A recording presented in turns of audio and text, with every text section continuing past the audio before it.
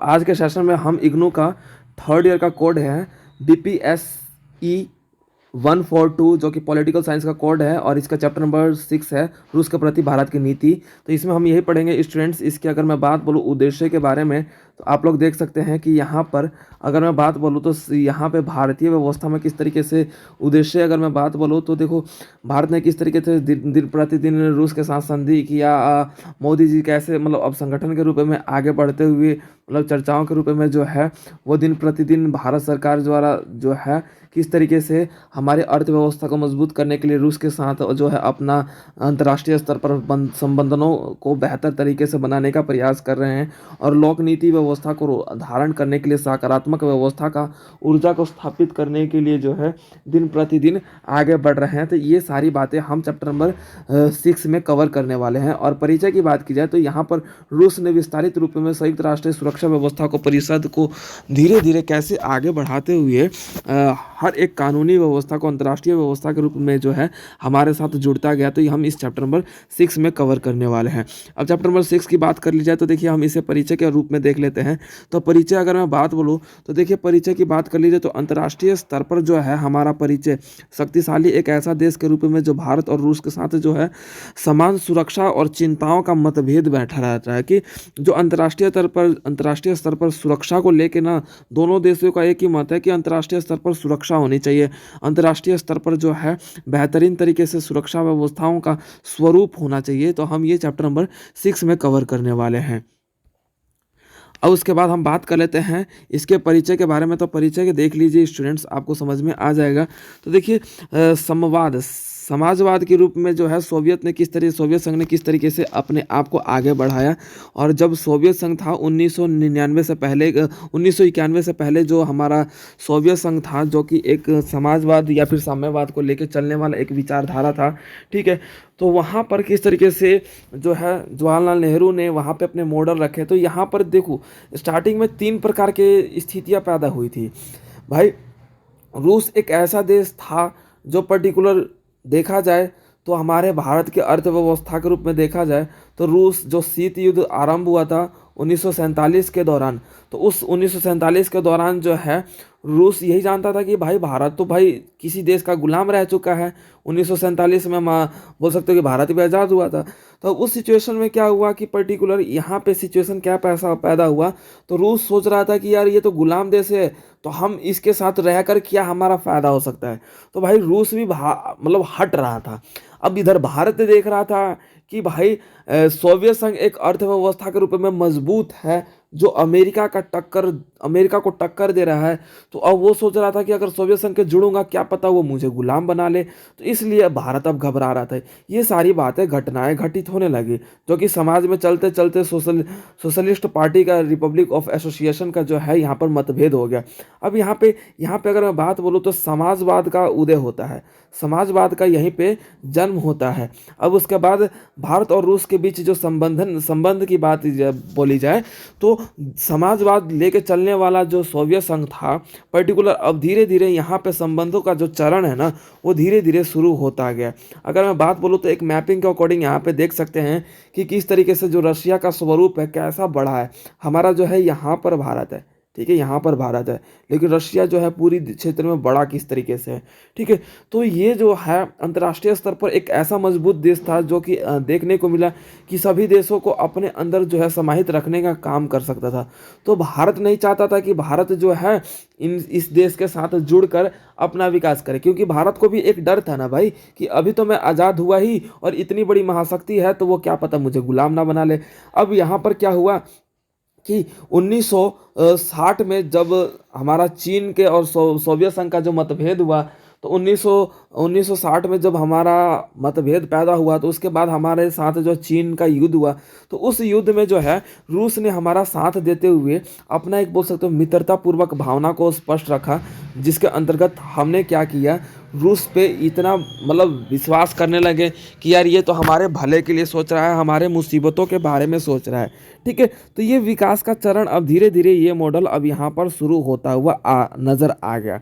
अब यही घटना घटित होता है। अब धीरे धीरे कम्युनिस्ट प्रतिमान व्यवस्था का जो है अब भाई हमारा भारत भी यही चाहता था कि समाजवाद को लेके चला जाए, साम्यवाद को लेके चला जाए। हम लोकतांत्रिक देश है तो हमें सभी की भावनाओं का कदर करना चाहिए। तो देखिए जैसे कि हमारे अलग अलग प्रधानमंत्री के साथ जो है भारत जो है रूस के साथ जो है संबंधों को स्थापित करने के लिए कैसे भाई एक स्थान से दूसरे स्थान पर जो दूसरे देश में जाकर अपने अंतर्राष्ट्रीय तौर पर सुरक्षा को लेके जो है बैठक बुलाई जा रही थी। 1971 में जो संधि किए गए नीति व्यवस्था के रूप में सोवियत संघ का विघटन जो यहाँ पर नीतियों का निर्माण किया गया और यहाँ पे भारतीय मॉडल व्यवस्था को अपनाया गया। ठीक है, तो ये सारी बातें जो है अब रूस और भारत को एक तरफ आकर्षित करने का काम कर रहा था, जो कि यहाँ पर आप देख सकते हैं कि दोनों देशों का एक ही मानना था। संभाववाद की व्यवस्था को लेकर एकजुट हाथ मिलाने की व्यवस्था को अपनाया गया कि किस तरीके से जो है भारतीय रूस व्यवस्था का विकास करते हुए संयुक्त दस्तावेज व्यवस्था को अपनाने का प्रयास किया। ठीक है, अब उसके बाद दिसंबर 2002 के आसपास जो है अंतर्राष्ट्रीय संगठन में यहाँ पर ब्रिक्स सम्मेलन भी हुआ।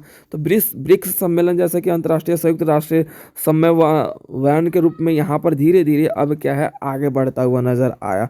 और उसके बाद यहाँ पर अगर मैं बात बोलूँ तो हस्तक्षेप की बात करी जाए तो यहाँ पर आपके जॉर्जिया के साथ सहयोग करना भी यहाँ पे कार्यवाही कर दिया गया। उसके बाद फिलिस्तीन मुद्दा भी जो है भारत और रूस ने दोनों एक दूसरे से साथ रखते हुए आगे बढ़ाने का प्रयास किया। तो दिन प्रतिदिन जो है हमारे जैसे कि आप देख सकते हैं कि आधुनिक समय भी किस तरीके से अब जो है हमारे जलवायु व्यवस्था को ग्रीन हाउस इफेक्ट को रोकने के प्रयास करते हुए रूस और जो अमेरिका है दोनों एक दूसरे के साथ खड़े होते नजर आ रहे हैं। जैसे कि यहाँ पर फ्लैग होस्टिंग के अकॉर्डिंग भी देख सकते हैं कि कैसे यहाँ पर जो है अब हर परमाणु व्यवस्था जो है ब्रिक्स के अकॉर्डिंग क्षेत्राधिकार जो है यहाँ पर धीरे धीरे अब आगे बढ़ते हुए नजर आया।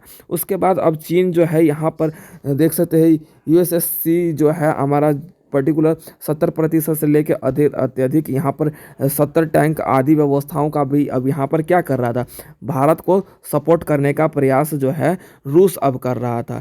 अब इसी रूप में जो है यहाँ पर देख सकते हैं कि किस तरीके से हर एक क्षेत्राधिकार जो है पूंजियों को स्थापित करने के लिए उसके बाद समसामयिक मुद्दे व्यवस्था को अपनाया गया। समसामयिक मुद्दे क्या है, यहाँ पे 6.7 की बात की जाए तो यहाँ पे समाज की सामाजिक समसामयिक चिंताओं की बात की जाए तो जिस तरीके से चीन और पाकिस्तान हमारे ऊपर जो है घात लगा के बैठे थे उसी तरीके से रूसी व्यवस्था भी यहाँ पर जो है इनके खिलाफ थे। तो हमने रूस और भारत मिलकर जो है चीनी व्यवस्था और बोल सकते हैं कि पाकिस्तानी व्यवस्था को खिलाफ खड़े हुए। तो इस कारण से जो है ना इन दोनों देशों के बीच आपस में एक बोल सकते हैं मित्रता का संधि होते हुए रूस और चीन जो ब्रिक्स व्यवस्था का जो स्वरूप था, रूस हमेशा से चीन के खिलाफ था क्योंकि चीन जो है गलत तरीके से हथियाने का प्रयास और बोल सकते हो समाज में अपना सत्ताधूर व्यवस्था को अपनाने का प्रयास कर रहा था। तो भारत और रूस दोनों खिलाफ थे। इसके कारण क्या है इन दोनों में अब मित्रता शुरू होती हुई नजर आए। अब उसके बाद दिल्ली में आयोजित यहाँ पर 2016 में आयोजित यहाँ पे अंतर रूसीय संगठन जो है ये और ज़्यादा बेहतर तरीके से लेके आने का प्रयास किया। वो उसके बाद आपका भारत रूस संबंधों की संभावनाएं। अब यहाँ पे संभावना की बात की जाए तो संभावना यानी कि बोला जाए तो पर्टिकुलर हम बोल सकते हैं कि पॉसिबिलिज्म का मतलब होता है कि देखा जाए तो यहाँ पर 2030 से लेकर 2035 के बीच जो है यहाँ पर बहुत बड़े पैमाने पे जो है परमाणु ऊर्जा का दोनों एक ऐसे महाशक्ति के रूप में उभरेंगे, दोनों एक साथ उभरेंगे जिसका टक्कर देने वाला विश्व में अभी कोई देश ना हुआ। इस तरीके से जो है अब धीरे धीरे वेपन्स की ज़्यादातर आप देख सकते हैं कि खरीदने का प्रोसेस है वो आपका रूस से बहुत बेहतरीन तरीके से परमाणु हथियारों का खरीदने का प्रयास व्यवस्था जो है अब जैसे कि यहाँ पर देख सकते हैं कि 2020 में आपका देखने को मिलता है कि 20,000 मेगावाट परमाणु जनित व्यवस्था बिजली उत्पत्ति के योजना में यहाँ पर दोनों ने एक दूसरे का सहयोग किया। ठीक है, जो दोनों बेहतरीन व्यवस्था के रूप में दिन प्रतिदिन अपने आप में एक दूसरे के करीब आते हुए नजर आ रहे थे। अब उसके बाद अंतर्राष्ट्रीय अभियांत्रिक व्यवस्था का भी स्वरूप इन्होंने उद्योग व्यवस्था का स्वरूप जो है दिन प्रतिदिन धीरे धीरे कर दिया।